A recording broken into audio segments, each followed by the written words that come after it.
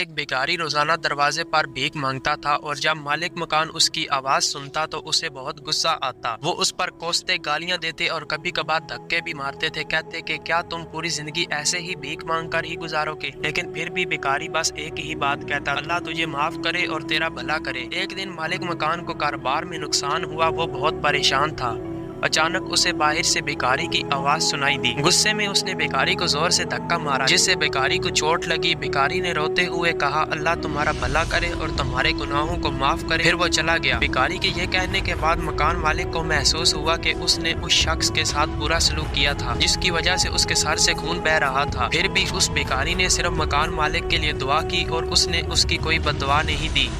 वो सोचते हुए भिखारी के पीछे चल पड़ा कि मुझे पता हो कि वो क्या करता है, कहाँ जाता है, कहाँ रहता है। मालिक मकान देखता है कि कम ही लोग उसकी मदद कर रहे हैं। ज्यादातर लोग उसे गालियां देते हैं और उसे बेइज्जत करते हैं, मगर फिलहाल उसके मुंह से सिर्फ एक ही अल्फाज निकलते हैं, अल्लाह तुम्हारा भला करे और तुम्हारे गुनाहों को माफ करे। अब शाम होने लगी थी और भिखारी अपने घर की तरफ रवाना हुआ। घर का मालिक अभी भी उसके पीछे जा रहा था। बुजुर्ग आदमी एक झोंपड़ी के पास रुका, जहाँ एक बीमार और ज़ईफ औरत पड़ी हुई थी, एक टूटी हुई चारपाई पर। यह शायद बुजुर्ग आदमी की बीवी थी। अपने शौहर को लौटते देखते ही वो बहुत खुश होकर खड़ी हो गई। बुजुर्ग आदमी ने उसे एक डब्बा पकड़ाया जिसमें वो अपनी बीवी के लिए खाना लेकर आया था।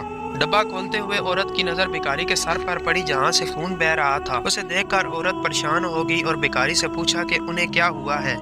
भिखारी ने जवाब दिया कि आज तो सब ने मुझे धक्का ही दिया और गालियां दी हैं। एक आदमी ने तो गुस्से में मुझे धक्का मार दिया, जिससे मेरा सर एक पत्थर पर जा लगा और ये चोट लग गई। थोड़ी देर चुप रहने के बाद बोला, ये सब हमारे किए हुए गुनाहों की सजा है, हमारे बुरे कामों का असर है। क्या तुम्हें याद है पहले हम कितने अमीर होते थे, सब कुछ हमारे पास था, लेकिन हम कभी गरीबों या जरूरतमंदों की मदद नहीं करते थे, भिखारियों को दूर भगा दिया करते थे। और सबसे बुरा तो हमने उस अंधे के साथ किया था जो हमारे दरवाजे पर भीख मांगने आया करता था। जब उसकी बीवी ने ये सुना, उसकी आंखों में आंसू आ गए और वो बोली, हाँ, हमने उसके साथ बहुत बुरा किया था। हम उसका मजाक उड़ाते थे, उसके खाने में मिट्टी और कागज डालते थे और कभी कभार उसे मारा भी करते थे। और वो हमेशा ये कहता था कि अल्लाह तुम्हारे गुनाहों की सजा जरूर देगा। उसकी बद्दुआ ने हमें इस दुख भरी जिंदगी में मुब्तला कर दिया। भिखारी ने कहा, मुझे चाहे कितनी भी तकलीफ हो, मैं हमेशा उनके लिए दुआ करता हूँ, क्योंकि मैं नहीं चाहता किसी और को हमारी तरह जिंदगी गुजारनी पड़े। जो लोग गरीबों का मजाक उड़ाते हैं वो नहीं जानते कि वो कितना बड़ा गुनाह कर रहे हैं। मालिक मकान खामोशी से छुपकर उनकी बातें सुन रहा था। अब उसे ये मालूम हो गया कि उसने कितनी बड़ी गलती की थी। खाना खाने के बाद भिखारी और उसकी बीवी ने अल्लाह का शुक्र अदा करके सुकून से सो गए।